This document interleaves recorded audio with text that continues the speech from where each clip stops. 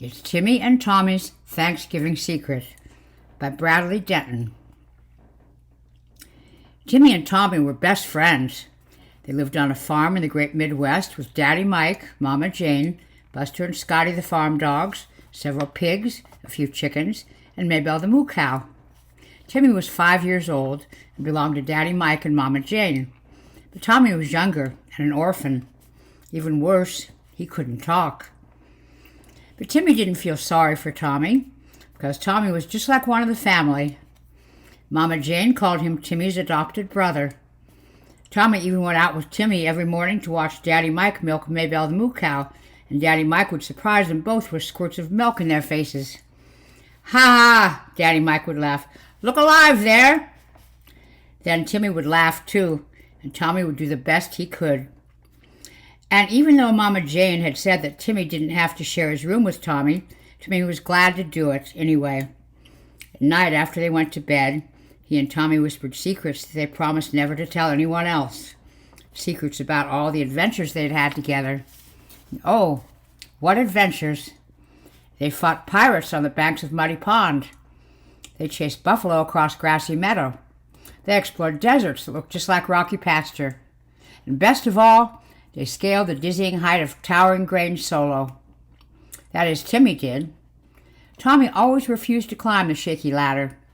So Timmy would go up alone, and when he reached the very tip-top, he would look down and shout, "Tommy is a chicken! Tommy is a chicken!" At this, Tommy would always look very indignant, and sometimes he would even stalk off in a huff. A chicken, indeed! What an insult! But by bedtime, all would be forgiven. Timmy would lie awake in bed and whisper secrets across the room to where Tommy slept on a pallet on the floor. And although Tommy couldn't talk the way normal people did, sometimes he would jabber nonsense in response to Timmy's whispers. At least, Daddy Mike said it was nonsense, but Timmy knew better. Tommy's jabbering sounded just like Mrs. Crunchholz at Sunday church when she rolled around on the floor and spoke in tongues. And no one ever said Mrs. Crunchholz was jabbering nonsense. One November morning, while it was still dark, Timmy woke up to the sounds of the kitchen door banging shut and Daddy Mike's boots clomping into the barnyard. Timmy was surprised. Daddy Mike got up early every morning to milk Maybelle, but never this early. Timmy didn't know what to make of it. "Come on, Tommy," Timmy cried, throwing off his blankets and grabbing his pint-sized coveralls from the bedpost. "Let's go see what Daddy Mike's doing. Maybe we can help." Tommy jabbered in agreement, and together they hurried downstairs, almost tumbling over one another in their excitement. When they reached the kitchen, they found Mama Jane was up and about, too. She was putting a big pot of water on the stove. "Oh, good," Mama Jane said when she saw Timmy and Tommy. "I'm glad you two are bright-eyed and bushy-tailed. There's a lot to do today." "Why?" Timmy asked. "What's today?" "Well, my goodness, child," Mama Jane said. "It's Thanksgiving. Now run out and help Daddy Mike. The sun's coming up. My whole family will be here before you can say Jack Robinson, so hop to it." Timmy and Tommy hopped outside. Then Timmy saw Daddy Mike, along with Buster and Scotty, the farm dogs, standing in the barnyard beside the old oak stump that Timmy and Tommy used as the deck of their battleship. So Timmy dashed out to the stump, with Tommy hurrying close behind. "Why, there you are!" Daddy Mike exclaimed when he saw Timmy and Tommy. "I thought you were going to sleep the day away." With that, he grabbed Tommy by the feet and slammed him onto the stump. "Daddy Mike," Timmy cried, "is Tommy in trouble?" "In a manner of speaking," Daddy Mike said. Then he picked up a hatchet that had been hidden on the far side of the stump. With one quick stroke, he chopped off Tommy's head. Tommy's head flew away and tumbled to the dirt, and Tommy's blood spurted from his neck onto Daddy Mike's hand. Then Buster and Scotty, the farm dogs, began making quite a ruckus. They were fighting over Tommy's head. "Timmy, take Tommy's head and put it in the trash barrel down by the barn," said Daddy Mike. "If Buster or Scotty got a hold of it, they could start choking. They don't have to get the gun." So Timmy picked up Tommy's head and went down to the barn with Buster and Scotty nipping at his heels. "Tommy," Timmy said to Tommy's head, "what did you do to get in trouble?" But Tommy's head didn't even jabber. He just gazed up at Timmy with one glassy black eye. "Timmy!" Daddy Mike cried then. "Come look at this!" Daddy Mike sounded excited, so Timmy dropped Tommy's head into the trash barrel and ran back to the old oak stump as fast as he could. When he got there, he saw Tommy staggering toward the house, leaving a squeaky trail of blood behind him. Before long, though, Tommy flopped over and lay there twitching. "Did you ever see the like?" Daddy Mike asked.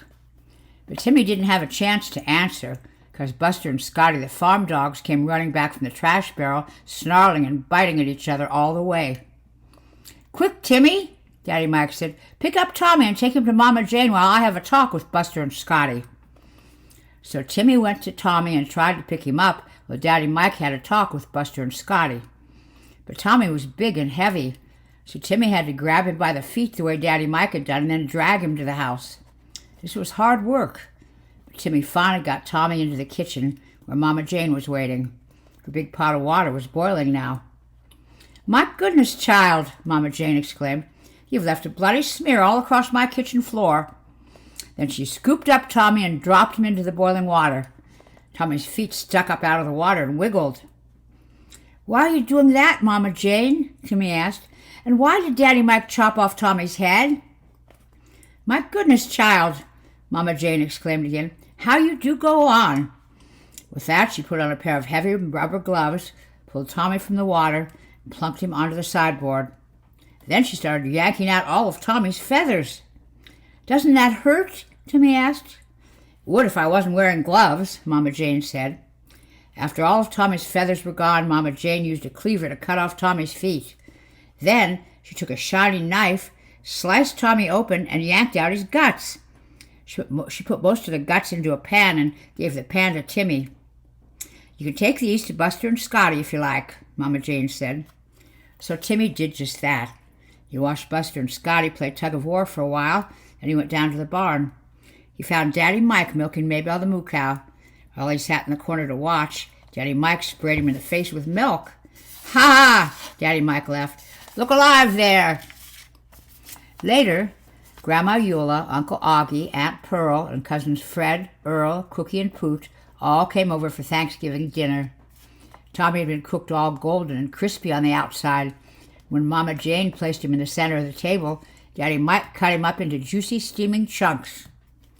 "Give me a drumstick," said Cousin Fred. "That's the best part." "No, no," said Cousin Cookie. "The neck is the best." "You're both wrong, children," said Grandma Eula.